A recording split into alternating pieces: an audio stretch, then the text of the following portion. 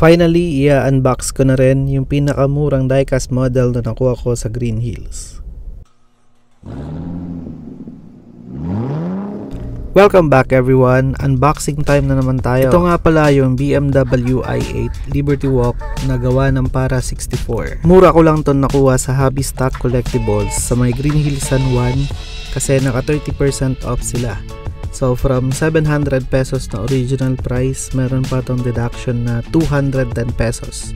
Nakuha ko lang siya ng 490 pesos on that day. Anyway, at this price point, sulit na rin ang bili ko dito kasi mas mura siya ng malaki kay Mini GT dahil sa discounted price niya. Wala na nga lang element of surprise kasi nakikita mo na siya agad sa kanyang acrylic box, unlike sa mga Mini GT kits at Kaido House na hindi mo nakikita yung itsura unless i-unbox mo na. Pero that's an advantage of buying cheap kasi kahit hindi ako familiar sa brand na Para 64, at least nakikita ko na kagad yung diecast model na bibiling ko. I guess magkakatalo na lang ito on how premium does it feel kapag hawak ko na siya mismo sa aking kamay. Pinilian ko palang mabuti itong kit na ito kasi yung mga ibang Para 64 na ganito ang packaging, napansin ko na may crack na yung kanilang acrylic box. Kaya ayun, medyo natagalan akong kunin kung ano yung gusto ko. Initially, tatlo dapat itong BMW i8 na kukunin ko. Isang white, isang orange, at isang blue. Pero I ended up buying itong orange lang kasi yun nga, may crack yung ibang boxes. To be honest, nakaka-impress itong BMW i8 Liberty Walk ng Para 64. Tingnan nyo naman kung gaano ka-detailed ito. Bagay na bagay yung kanyang wheels sa orange body kit at ayun yung air vent ng hood. Meron ding side mirror itong kit na to. At nakascrew siya sa kanyang platform, so kailangan nyo na screwdriver para matanggal ito. What's good in this model is mabigat din naman siya comparable sa Pop Race at Mini GT.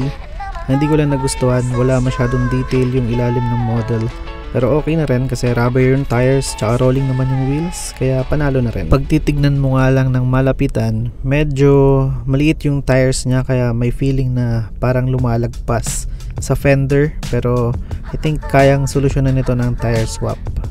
Ayan, so medyo lumaligpas nga yung front tires. Overall, panalo na rin naman ako dito sa Para 64 BMW i8 Liberty Walk model na nakuha ko at this price point na 490 pesos, pero ganito ka-detailed, wala na rin naman akong masasabi pa. Ang hindi ko lang sigurado is if naka-sale pa until now si Hobby Stock Collectibles Green Hills San Juan ng 30% para sa mga ganitong Para 64 models nila. Kasi nung nagpunta ako, sabi ni ate last day nila yon ng 30% off. Pero anyway, try nyo pa rin, baka makakita din kayo ng ibang kit na magugustuhan nyo din. So ayun nga, super satisfied ako dito sa Para 64 diecast model na ito na BMW i8 Liberty Walk. Pogi talaga siya, more than what is expected yung kanyang binigay sa akin at the price point of 490 pesos. So definitely uulit tayo ng ganitong brand since mura lang naman siya, and I think ang expertise nila yung mga supercars, but I'm not really sure. Pero dito sa BMW i8 na to ay na-deliver naman nila yung justifiable na detail.